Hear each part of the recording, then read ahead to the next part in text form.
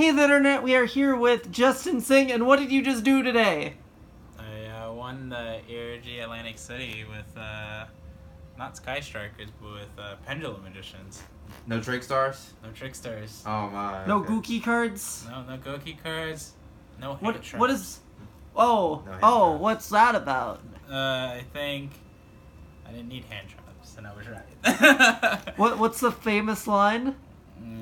Hand traps are for pussies. I'm kidding. Until Gumbler comes out, then that changes everything. Alright, you got anything else you want to say about the deck, or you just I getting think this into it? deck is probably the most consistent deck and has a very high ceiling, as high as Goki's.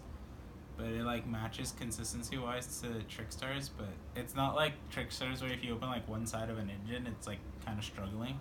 This one will always make Electromite because it's that consistent. And it's a deck that's not fragile to droll at all.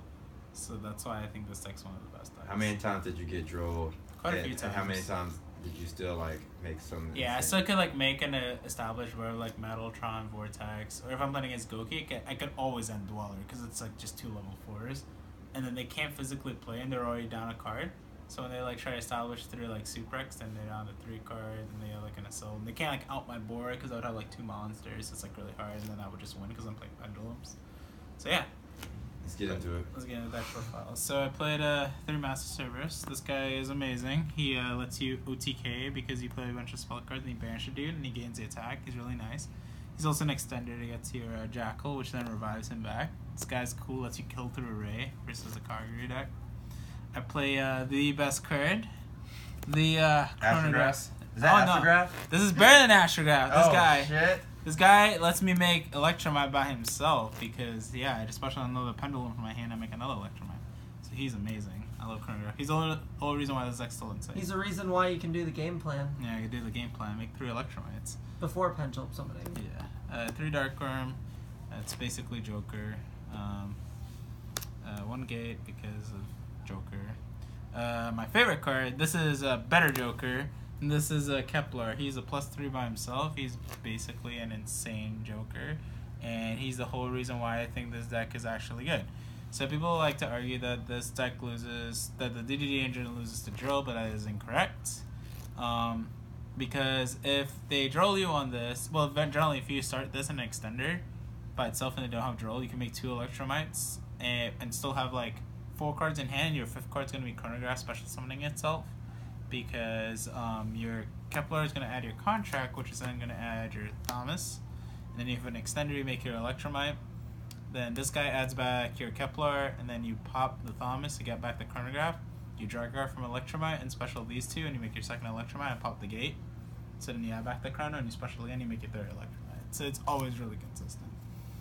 Then I played 1 Leonidas. This card's amazing because the most represented deck at the moment is Trickstars.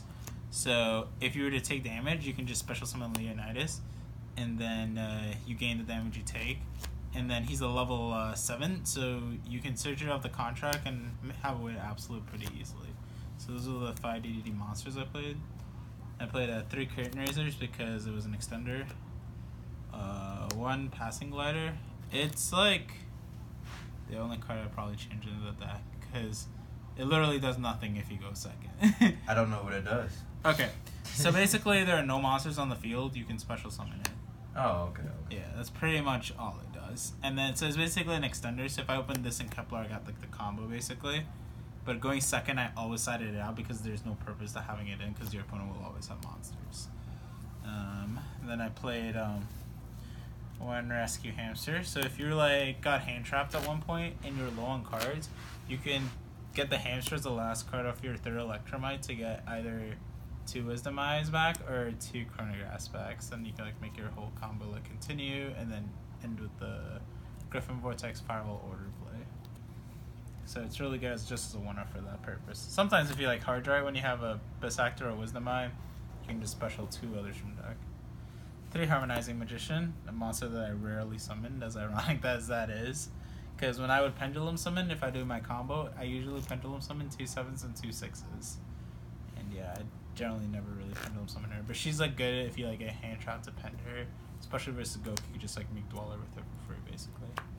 And 3 Wisdom Eye Magician. This is better than Pen Call because it lets you play under draw and doesn't play under draw reincarnation.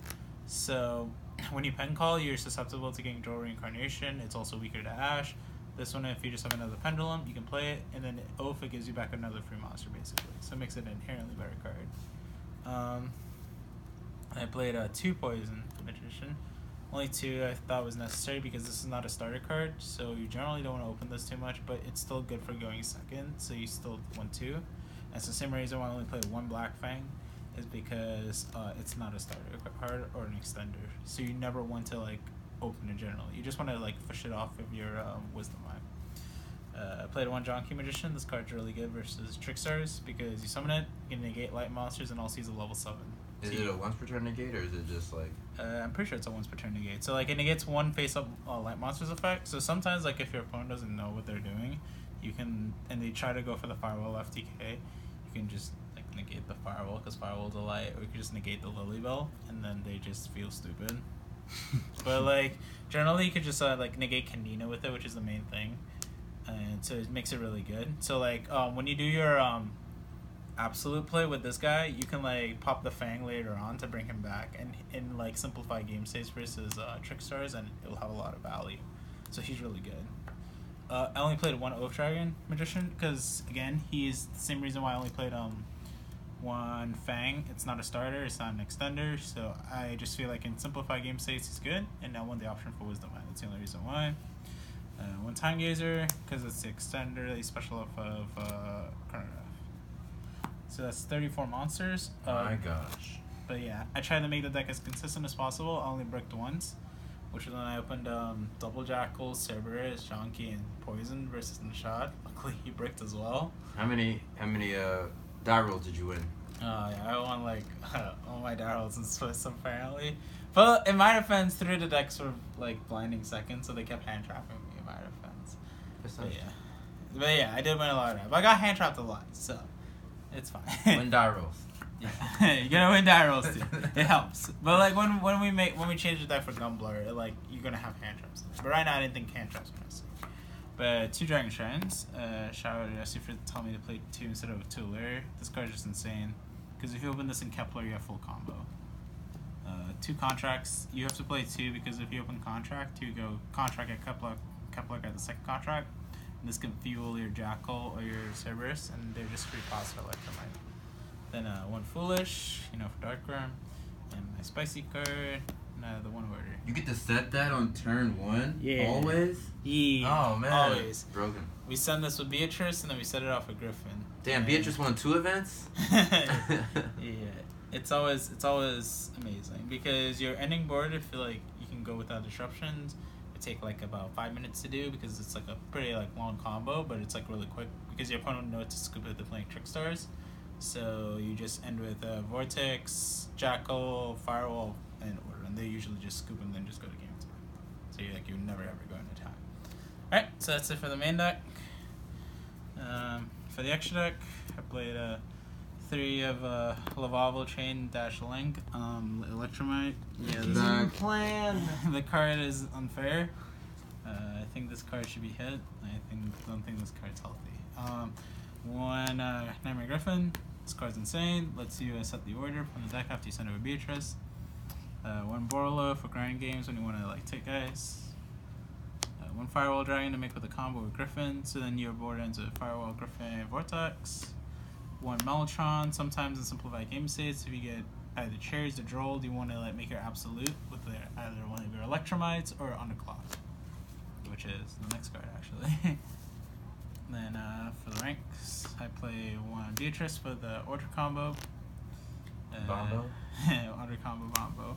1 Norito, gotta negate them spells and traps. Sometimes your opponent can be bad. When you red reboot them, they think that they're fine. Then you like pen 2 6s and they look at you and you're like, okay. And you just make Norito and they're like, alright, I messed up. And then you just kill them because they can't flip Scapegoat. And then he play 1 Absolute, for summoning for the Vortex. 1 Tornado. This card is actually like really underrated. It's good. What did you pop? This is mainly like Anti-Spell and Draco. Like Draco is like one of this deck's hardest matchups, so is Alter Guys. So this card really helps in those like very grind intensive. You summoned it all today in the event? Yeah, I did. I summoned it versus actually my one loss throughout the event, which is Draco's.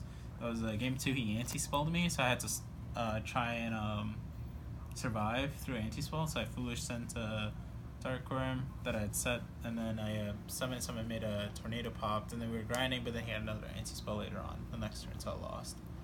And then game 3 just cherries me, so I lost. Yeah. I won a Best Dweller. This card literally is why I think this deck's better than Goki. The Goki hand traps you, you just literally make this card and they cannot play at all. They just lose because you're playing Pendulums. On Ignister, shout out to Tyrant Let me use his ulti, it looks really pretty. I only summoned it once for like style points, but like it never really came up. But it's kind of like nice to have the option, like if you beat a Trigate, then you can like summon Ignister, spin the Trigate and everything. But I don't think it's like that insane. Maybe like Supreme Clearing is better. I just like really fair service a lot. And then the one Vortex for the Absolute. That's it for the extract. Okay. And then for the side deck, I played 3 Denko Sakura. It's insane versus Trickstars and Pure Brandish. You summon this versus them, and you just win. I think it's better than Heat Trinade because it can't chain and don't play Supreme Clearing. 3 Lava Golem and 3 Sphere Mode. This is why I didn't play Hand Traps.